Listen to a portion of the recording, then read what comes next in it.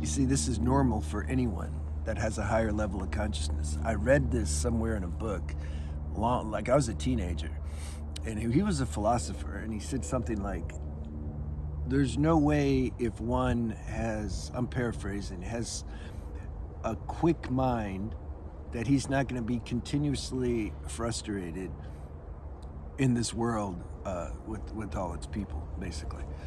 And that stuck with me, man. Like, it's been, 35 years. I remember that. If you have higher software and you're able to size up a situation and your perception's subtle and you can read energy and you know on some level a person's motives of why they're saying what they're saying, you can sense what they're feeling, you can do all that. It's just automatic. You didn't take a course to learn how to do it. You just you do it. You don't even know how you do it. It's so natural for you to do it that you think everybody can do it. That's what I used to think growing up. My mentor's like, no, man, they can't do it. I'm like, but you can do it. He's like, yeah, we can do it, but they can't do it. And I realized this was my antisocialness and borderline hate for the average person, like when I was living in LA. It was coming from this feeling of being alone, like being dropped on a planet where it's impossible to have any camaraderie. That's how I felt. God would always hook me up, though. He'd hook me up with a person here and there that would give me some nourishment, But still, I would look at everybody else. I'm like, but they're enjoying. And then they'll tell you, yeah, just go enjoy and learn how to how to interact. I'm like, and I tried that for, I don't know, maybe 5 minutes. And I'm like, but this feels like worse. I'd much rather just go home and be alone. Like I can't do it. I can't do it. It's impossible, And then it takes time. It takes time to realize these things. It's like, no, I'm not wired like they are, And motives. It's all about motives. I would see people. I wouldn't listen to what they're saying so much. I hear what they're saying, but I'm tuned to the motives. Why are they saying it though? It's not a logical, deductive, some people think somebody like this that I'm describing, if you're like this, some people may think you're thinking too much, because for them it would be thinking. They don't know the difference between thinking and just seeing. So I would see people's motives and their angles, And so then how can you connect? It's not authentic. I used to say sometimes, everybody's lying. Even if it looks like they're telling the truth, they're lying about why they're telling the truth. See, because the motives, the angles. So, this is why a lot of alcoholics and addicts are alcoholics and addicts. Alcoholics and addicts are higher level people. I know because I've been around them since I was 15. Those are my people. I found some camaraderie in the 12-step rooms to some degree. But still, I was always one-on-one. I would find my person. Collectively, group-wise, no, I just never been. It's not my thing. I'm not a group person. What do they call it when you get interviewed at a job? Team player, right? I'm not a team player. So I'd find a couple people in there because they're real and they're raw and they got high because they couldn't handle this world. The world's just too crazy. They didn't know that though. They couldn't. See, the thing is, we pick the wrong things to alter our mind so that we can handle this world. If you're in this world on some level and you're on higher level, yeah, you're going to feel like you need to alter your mind a little bit to deal with it. But at the same time, you don't want to play dumb or small. You don't want to dumb yourself down. You don't want to do that either. This is what happens, with a lot of these drugs and alcohol. It's like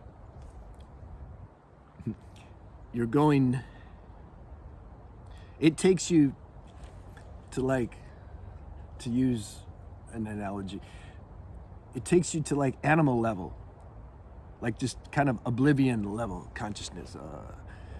And you can hear anything. Hey, did you hear Peggy Sue yelled at Tyrone?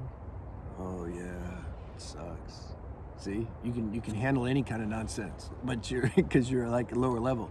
So you don't want to go below the level of mind. You want to go higher, and that's what you want to go above mind. That's what I found when I started doing, to some degree, plant medicine in South America, and I started doing ceremonies.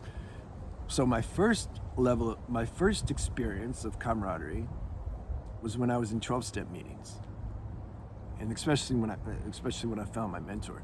But then the next one, which was even more satisfying, was when I started doing plant medicine in South America. Because when everybody's on plant medicine, you can't really talk too stupid.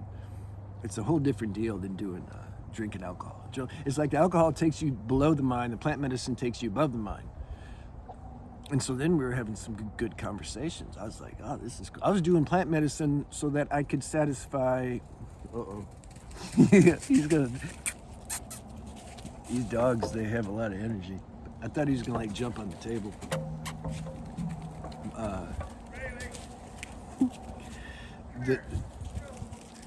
It's okay. So you nah, it's all good. He's cool. You want to see the dog? Come here. I apologize. No, I'm used to it. Bailey. Bailey. No, I'm making a video. I apologize. No, it's cool. I like it actually. It's all right. Yeah. I didn't remember what I was saying. So when I went to the plant medicine ceremonies, I was doing the medicine to satisfy the desire that I had to have this camaraderie that a lot of you have. I get that all the time, They want to connect and find their people. Yeah, that's a natural, healthy, inborn, instinctual desire / need on some level. So I got my fix with that when I was doing the plant medicine circles. So then that ended. See, it's the thing. It always comes back to the fact that when it gets right down to it, there's nothing in this world that's going to give you the satisfaction that lets you say, okay, I'm good now. Nothing. Even the camaraderie, because it's all these things on this plane is steeped in duality. There's positives and there's negatives, and always. The only thing that can give some real satisfaction is when you're dialed in, you're tapped into this flow. Because God's running the show, He's using you as some kind of puppet, and when you're somehow aligned with that, you're getting satiated from this alignment. This is it. This is the only thing that works. That doesn't get boring. It's always fresh, and it always keeps increasing. There's no. That's why, how? Oh, he's enlightened. Okay, why? How? Well, because he's in flow. To what degree? Perfect. No perfect. It doesn't matter. You stop thinking about that. You found the flow. That's enough. Okay, good. Well, how much are you flowing? I don't care. I don't know. Yeah, this is what you want. What's the title? Oh, the world's fake and stuff, right? You gotta alter your mind. So, yeah. How can you alter yourself to deal with a place that's not your home? It's not only not your home, it doesn't even really align with it's such a mixed match of frequencies here, and if you're on a higher frequency, you're going to be in a lower majority for sure. just the way it is. So what do you do? What's the best way to fit in? See, most people pick the wrong thing to satisfy this instinctual need of survival to handle this planet because it can be rough, man. So then they start drinking and drugging and just doing a bunch of habits that have a lot of consequences. See, you don't want to do that. You need to alter your mind, but like, what can I find that has the least amount of consequences? This is the wisdom that came to me before. Like, for example, some people watch porn and jerk off, and okay, that's too many consequences, man. You're like burning the hell out of your life force. And then you just end up, again, like I was sharing at the beginning, just kind of dull, and you're like below the mind. That's super uncomfortable. Or people, maybe they're eating addicts, because you eat hard to digest food. It takes a lot of energy to digest food. It steals your life force, and so then you also go down. It's like a tranquilizer, I had a friend. He was 300 pounds, then he was 400, and I don't know now. I saw his daughter at the gym. I'm like, did he make 500 yet? She don't know. He's eating addict. Goes to work, deals with the stress, doesn't really deal with it. Deals with it when he comes home, and then sits in front of the TV. The two go together, and then just stuffs his face and just absorbs into this electronic machine, this TV, movies and stuff. Okay, so that's another way to escape or alter your mind. And getting high and drinking and doing volume, and we could add to the list, infinite. I found I used to do in South America. They had really good tobacco. I got tobacco from the Amazon jungle. It's cold out, by the way, if you can't tell. And they make tobacco powder. It's called rape, some of you know.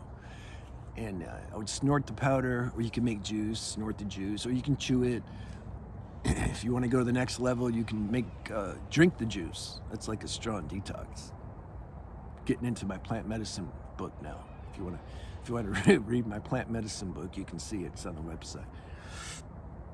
So I would do that just to kind of take the edge off a little bit, because the consequences were like nothing, especially it's pure tobacco. It has to be pure tobacco. I'm not talking about this commercial garbage you get at the store. That'll kill you, especially if you drink it, and the juice.